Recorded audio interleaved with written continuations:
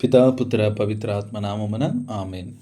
క్రీస్తునాథుని యందు ప్రియ సహోదరి సహోదరులారా, 19వ సామాన్య ఆదివార వాక్య ధ్యానాంశమునకు మిమ్మందరం కూడా ప్రేమపూర్వకముగా ఆహ్వానిస్తున్నాము.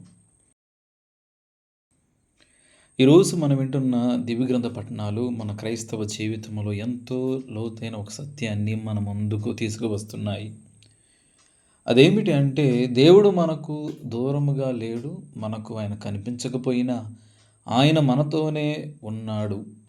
మనం ఆయన స్వరాన్ని వినలేకపోయినా ఆయన మనతో మాట్లాడుతూనే ఉన్నాడు.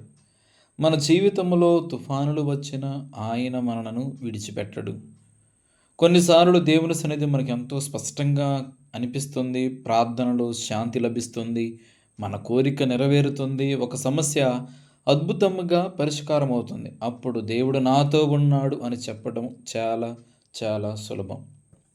కానీ దేవుడు మౌనంగా ఉన్నట్లు అనిపించినప్పుడు, ప్రార్థించిన సమాధానం రానప్పుడు, మనం కోరుకున్నది జరగనప్పుడు, మన జీవితపు పడవను తుఫాను తీవ్రముగా కుదిపివేసినప్పుడు, అప్పుడు మన విశ్వాసం నిజంగా పరీక్షింపబడుతుంది. మన జీవితంలో ఎన్నో సందర్భాలలో మనం కూడా, ప్రభువా నీవు ఎక్కడ ఉన్నావు అని అడుగుతాం. నేను ప్రార్థిస్తున్నా కదా, మరి ఎందుకు ఈ సమస్య ఇంకా కొనసాగుతుంది అని ప్రశ్నిస్తాం.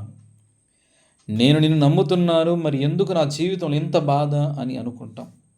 కొన్నిసార్లు మనం ప్రార్థించిన దానికి విరుద్ధంగానే పరిస్థితులు జరుగుతున్నట్లు కనిపిస్తాయి. ఒక సమస్య తొలగిపోవాలని ప్రార్థిస్తే అది ఇంకా కొనసాగుతూనే ఉన్నట్లు కనిపిస్తుంది. దేవుని సమాధానం కోసం ఎదురు చూస్తూ ఉంటే ఆయన మౌనంగా ఉన్నట్లు అనిపిస్తుంది. కానీ ఈరోజు మనకు వాక్యము గుర్తు చేస్తుంది, దేవుని మౌనము లేకపోతే దేవుడు సమాధానము ఆలస్యము చేయడం, ఆయన మనను మర్చిపోయాడని కాదు. మొదటి పట్టణములో మనము ఏలియా ప్రవక్తను గురించి మనం చదువుతూ ఉన్నాం. ఏలియా ప్రవక్త సాధారణమైనటువంటి వ్యక్తి కాదు. అతను దేవుని కోసం ధైర్యముగా నిలిచిన ప్రవక్త, దేవుని మహిమ కోసం పోరాడిన వ్యక్తి. అయినప్పటికీ గొప్ప విశ్వాసం ఉన్న వ్యక్తికి అలసట వస్తుంది. గొప్ప ప్రవక్తకు భయం కలుగుతుంది. దేవుని కోసం ఎంతో చేసిన వ్యక్తికి ఒక సమయంలో ఒంటరితనం అనిపిస్తుంది. ఏలియా కూడా అలాంటి అనుభవాన్ని ఎదుర్కొన్నాడు. అతని చుట్టూ ఉన్న పరిస్థితులు అతన్ని కృంగదీశాయి. చివరకు దేవుని సన్నిధిని వెతుకుతూ కొండపైకి వెళ్ళాడు. ఏలియా అక్కడ దేవుణ్ణి కలుసుకోవాలని ఎదురు చూస్తున్నప్పుడు బలమైన గాలి, కొండలను చీల్చివేసినంతటి శక్తివంతమైనదిగా గాలి రావటము, తర్వాత భూకంపం రావటము, తర్వాత అగ్ని రావటము, మనం అక్కడ ఉంటే ఇదిగో దేవుడు వచ్చాడని అనుకునే అవకాశము ఉంది. ఎందుకంటే మనిషి తరచుగా దేవుని శక్తిని గొప్ప సంఘటనలతో అనుసంధానిస్తాడు. గొప్ప అద్భుతం జరిగితే దేవుడు ఉన్నాడు అనుకుంటాము. అసాధారణమైన సంఘటన జరిగితే దేవుడు మాట్లాడని భావిస్తాం. కానీ ఏలి అనుభవం మనకు దేవుని గురించి ఒక గొప్ప సత్యాన్ని నేర్పుతుంది. దేవుడు ఎల్లప్పుడూ గర్జించే తుఫానులోనే ఉండడు. కొన్నిసార్లు ఆయన చాలా మృదువైన నిశ్శబ్దములో మనల్ని కలుసుకుంటాడు. బలమైన గాలి వచ్చినప్పుడు దేవుడు అందులో లేడు. భూకంపం వచ్చినప్పుడు, అగ్ని వచ్చినప్పుడు దేవుడు అందులో లేడు. చివరకు వచ్చిన మృదువైన ఒక స్వరములో ఏలియా ప్రవక్త దేవుని సన్నిధిని గుర్తించాడు. ఇది ఏలియాకు మాత్రమే కాదు, మనందరికీ ఒక గొప్ప పాఠం. దేవుని వెతకడానికి మనం ఎల్లప్పుడూ పెద్ద సంఘటనల కోసం ఎదురు చూడకూడదు. దేవుడు మన హృదయంలో ఒక చిన్న ఆలోచన ద్వారా మాట్లాడవచ్చు. మనస్సాక్షిలో ఒక మృదువైన హెచ్చరికగా మాట్లాడవచ్చు. పవిత్ర గ్రంథములో ఒక వాక్యం ద్వారా మనల్ని తాగవచ్చు. ప్రార్థనలో ఒక శాంతిని ఇవ్వవచ్చు. మనకు తెలిసిన ఒక మంచి వ్యక్తి మాట ద్వారా కూడా మన జీవితానికి దిశ నిర్దేశం చూపవచ్చు. అందుకే ఈరోజు మనం మనల్ని ఒక ప్రశ్న అడగాలి. దేవుని స్వరం వినడానికి నిశ్శబ్దంగా ఉంటున్నానా? ఈ ప్రపంచం మనకు ఎప్పుడు శబ్దాన్ని ఇస్తుంది. ఉదయం లేచిన వెంటనే సందేశాలు, వార్తలు, సోషల్ మీడియా, పనులు, బాధ్యతలు మన మనసును ఆక్రమిస్తాయి. మనం ఒక పనిని ముగించకముందే మరొక పని ఎదురవుతుంది. మనం శరీరం ఒక చోట ఉన్న మన మనసు అనేక చోట్ల తిరుగుతూనే ఉంటుంది. ఈ నిరంతరము శబ్దములో దేవుని మృదువైన స్వరం వినటము కష్టమవుతుంది. ప్రార్థనలో కూడా మనం చాలాసార్లు దేవునికి మాట్లాడడానికి ఎక్కువ ప్రాధాన్యం ఇస్తాం. ప్రభువా నాకు అది కావాలి, ఇది ఇవ్వు, ఈ సమస్య తొలగించు, ఈ వ్యక్తిని మార్చు, నాకు ఈ పని దొరకాలి, నా కుటుంబాన్ని కాపాడు. ఇవన్నీ మంచి ప్రార్థనలే. దేవుని ముందు మన అవసరాలను చెప్పడం తప్పు కాదు. కానీ ప్రార్థనలో ఒక దశకు మనం చేరుకోవాలి. ఏమిటంటే, ప్రభువా, ఇప్పుడు నేను మౌనంగా ఉంటాను, నీవు మాట్లాడు. దేవుని ముందు కూర్చొని మన హృదయాన్ని ప్రశాంతపరచి ఆయన చిత్తాన్ని వినటానికి సిద్ధపడాలి మనం. దేవుడు మనతో మాట్లాడుతున్నప్పుడు మనం వినకపోతే ఆయన మాట్లాడడం లేదని ఎలా చెప్పగలం? ఒక తల్లి తన బిడ్డతో మృదువుగా మాట్లాడుతున్నప్పుడు బిడ్డ మాత్రము నిరంతరం శబ్దం చేస్తూ ఉంటే ఆ మాట వినిపించదు. అలాగే మన హృదయము ఎప్పుడు శబ్దంతో నిండిపోయి ఉంటే దేవుని మృదువైన స్వరం వినటం కష్టం. అందుకే క్రైస్తవ జీవితంలో నిశ్శబ్దం ఒక ఆధ్యాత్మిక అవసరం. కొద్దిసేపైనా ఫోన్ పక్కన పెట్టి, ప్రపంచపు శబ్దాన్ని పక్కన పెట్టి, దేవుని ముందు నిశ్శబ్దంగా ఉండటము అవసరం. అయితే రెండో పట్టణంలో పునీత పౌలు గారు ఇశ్రాయేలు ప్రజల గురించి తన గాఢమైన ప్రేమను వ్యక్తం చేయడం మనం చూస్తున్నాం. దేవుడు తన ప్రజలను విడిచిపెట్టలేదు. ఇశ్రాయేలు చరిత్రలో ఎన్నో కష్టాలు వచ్చాయి, బానిసత్వం వచ్చింది, ఎడారి ప్రయాణము, శత్రువులు దాడులు, ప్రవాస జీవితం, ఇవన్నీ కూడా వారు జీవితంలో అనుభవించారు. అయినప్పటికీ కూడా దేవుని వాగ్దానము నిలిచింది. ఎందుకంటే దేవుని విశ్వసనీయత మనుషుల పరిస్థితులపై ఆధారపడదు. ఈ విషయం గుర్తుపెట్టుకోవాలి మనం. ఇశ్రాయేలు అవిశ్వాసముగా ఉన్న సందర్భాలు ఉన్నప్పటికీ దేవుడు తన నిబంధనకు విశ్వసనీయుడిగా నిలిచాడు. ఇది మనకు ఒక గొప్ప ధైర్యము. మన విశ్వాసం మన భావోద్వేగాలపై ఆధారపడకూడదు. ఈరోజు ప్రార్థనలో దేవుని సన్నిధి బలంగా అనిపించవచ్చు, రేపు ఏమీ అనిపించకపోవచ్చు. ఈరోజు మనం ఎంతో ఆనందంగా ఉండవచ్చు, రేపు కన్నీళ్లు రావచ్చు. ఈరోజు మనం బలంగా విశ్వసించవచ్చు, రేపు సందేహాలు రావచ్చు. కానీ దేవుడు మారడు.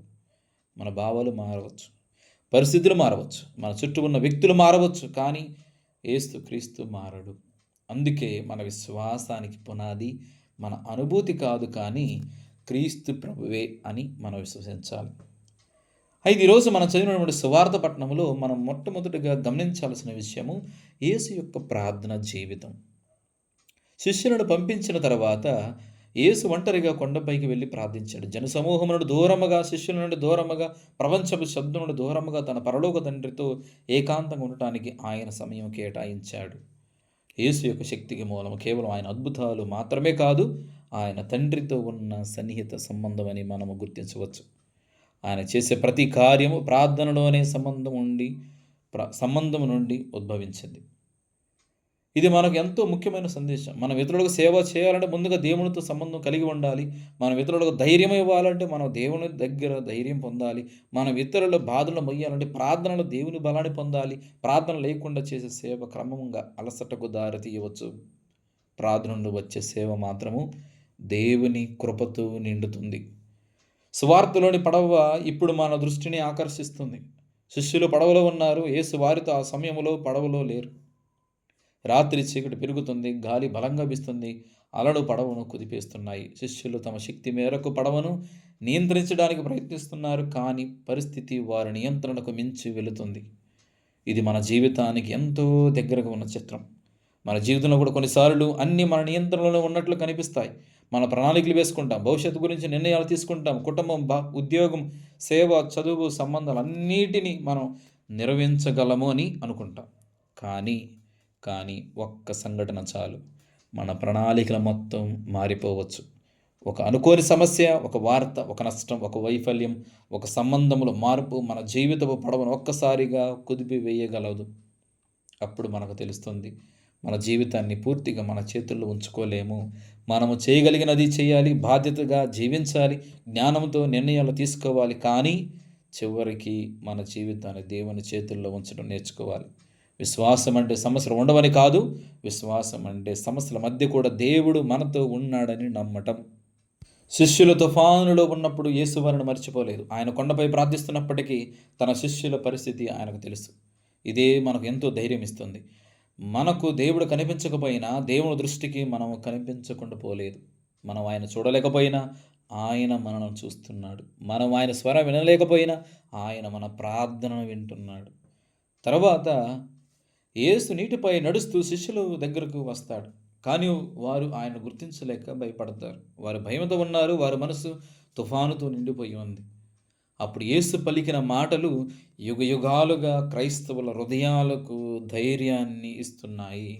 ఏమిటా మాటలు అంటే మత్తయి సువార్త 14వ అధ్యాయం 27వ వచనము.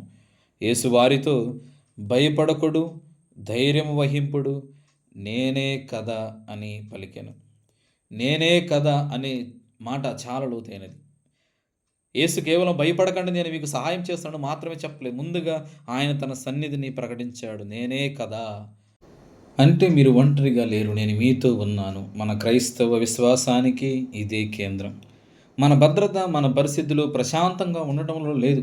క్రీస్తు మనతో ఉండటంలోనే ఉంది.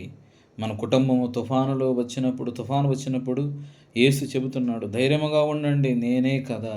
మనకు భవిష్యత్తు తెలియనప్పుడు ధైర్యముగా ఉండండి నేనే కదా! మన ప్రార్థనకు సమాధానం ఆలస్యమైనప్పుడు ధైర్యముగా ఉండండి నేనే కదా! మనం ఒంటరిగా ఉన్నట్లు అనిపించినప్పుడు ధైర్యముగా ఉండండి నేను ఉన్నాను నేనే కదా! మన బలహీనత బయటపడినప్పుడు ధైర్యముగా ఉండండి నేనే కదా! పేతురు ఈ మాట విని ఒక అద్భుతమైన అడుగు వేస్తాడు. ప్రభువా నీవే అయితే నీటి మీద నడిచి నీ యొద్దకు వచ్చుటకు నాకు ఆజ్ఞ ఇమ్ము అని పలుకుతాడు. వెంటనే ప్రభువు చెప్పినటువంటి మాట రమ్మని పేతురు గారిని ఆహ్వానిస్తూ ఉన్నారు. ఇది మన విశ్వాసం యొక్క అందమైన చిత్రముగా మనము భావించవచ్చు.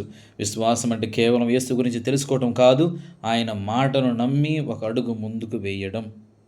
మన జీవితంలో కూడా కొన్నిసార్లు క్రీస్తు ప్రభువు మనలను రమ్మని పిలిచినప్పుడు మనకు తెలిసిన భద్రత ప్రదేశం నుండి బయటకు రావాలని పిలుస్తాడు. క్షమించలేని వ్యక్తిని క్షమించమని పిలుస్తారు. మన భయాన్ని అధిగమించి ఒక మంచి పని చేయమని పిలుస్తున్నారు. మన స్వార్థాన్ని విడిచిపెట్టి సేవ చేయమని పిలుస్తారు. ప్రార్థనలు మరింత లోతుగా ఎదగమని పిలుస్తారు. విశ్వాసం అంటే ఆ పిలుపుకు స్పందించి ఒక అడుగు వేయడమే.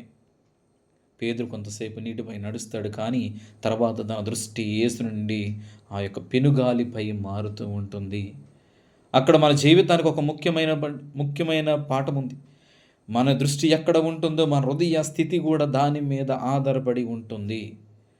యేసును చూస్తే విశ్వాసం పెరుగుతుంది, సమస్యలపై మాత్రమే చూస్తే భయం పెరుగుతుంది. యేసు మన దృష్టి నుండి తొలగిపోయినప్పుడు తుఫాను పెద్దదిగా కనిపిస్తుంది, కానీ యేసును కేంద్రంగా ఉంచినప్పుడు అదే తుఫాను మధ్యలో కూడా మనము ధైర్యము కలుగుతుంది. అందుకే మన సమస్యలను నిరాకరించాల్సిన అవసరం లేదు. క్రైస్తవ విశ్వాసం అంటే నా జీవితంలో సమస్యలు లేవు అని నటించటం కాదు, మన సమస్యలు నిజాయితీగా అంగీకరించి వాటి మధ్యలో కూడా దేవునిపై విశ్వాసం ఉంచటం. అవును, నా జీవితంలో తుఫాను, కానీ తుఫాను కంటే నా ప్రభువే గొప్పవాడు అని చెప్పడం.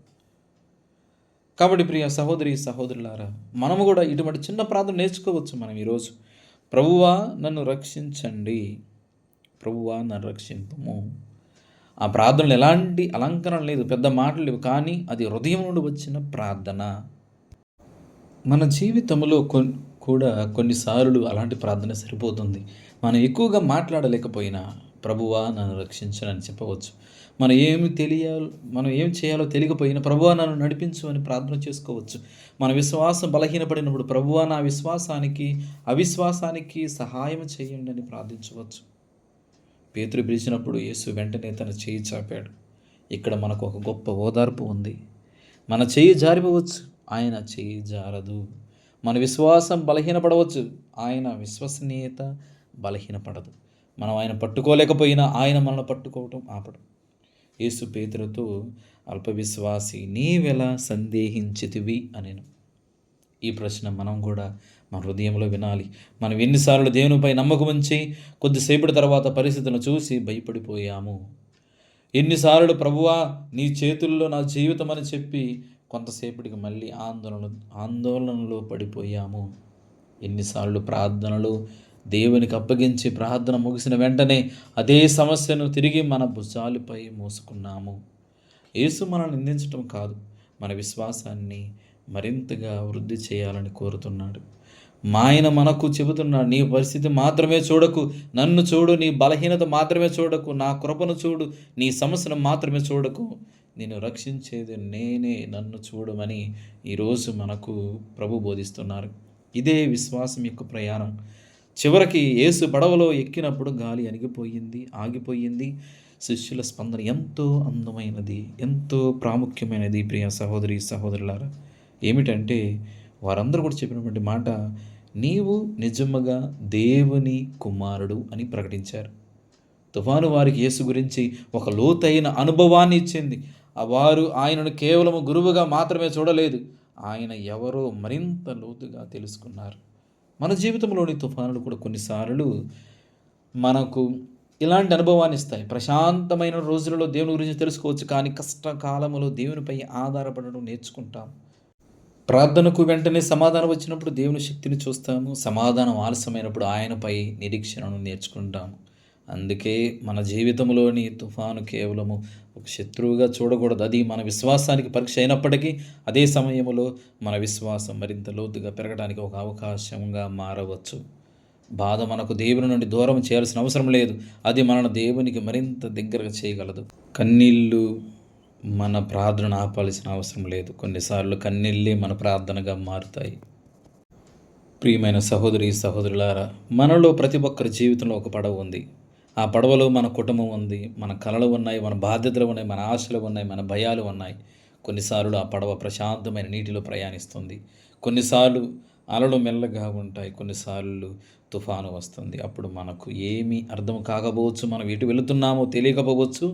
అయినప్పటికీ మనం గుర్తుంచుకోవలసిన విషయం ఒకటే: యేసు మన పడవకు వెలుపల ఉన్నవాడు కాదు, ఆయన మన దగ్గరకు వస్తున్న ప్రభువు. ఈరోజు మనం ఏలియా నుండి నిశ్శబ్దాన్ని నేర్చుకుందాం. ప్రపంచం శబ్దం నుండి దేవుని మృదువైన స్వరాన్ని వినడానికి ప్రయత్నం చేద్దాం. యేసు నుండి ప్రార్థన నేర్చుకుందాం. మన జీవితంలో దేవునితో ఏకాంత సమయాన్ని ఏర్పరచుకుందాం. శిష్యుల నుండి తుఫాను మధ్య విశ్వాసాన్ని నేర్చుకుందాం. పేతురు నుండి మన బలహీనతను అంగీకరించి పడిపోతున్నప్పుడు కూడా ప్రభువా నన్ను రక్షించు అని పిలవడము మనం నేర్చుకుందాం. కాబట్టి ప్రియ సహోదరి సహోదరులారా, ఈ రోజుని యొక్క దివ్య గ్రంథ పఠనాల ద్వారా మనము ఏ సమయంలోనైనా సరే అత్యంత బాధాకరమైనటువంటి పరిస్థితులు అయినప్పటికీ, లేకపోతే మనం మంచిగా ఉన్న సమయంలో ఎల్లప్పుడూ కూడా మనం గుర్తుంచుకోవలసిన ఒకే ఒక ముఖ్యమైనటువంటి విషయం అదేమిటి అంటే, ప్రభువు చెప్పినటువంటి మాట: భయపడకుడు, ధైర్యం వహింపుడు, నేనే కదా. చివరికి శిష్యులాగా మనము కూడా మన జీవితంలో ప్రతి తుఫాను తర్వాత దేవుని ముందు మోకరిల్లి, ప్రభువా నీవు నిజమైన దేవుని కుమారుడు అని విశ్వాసముతో ప్రకటించు కృపను మనకు ప్రసాదించమని ప్రార్థిద్దాం. పిత పుత్ర పవిత్ర ఆత్మ నామమున ఆమేన్.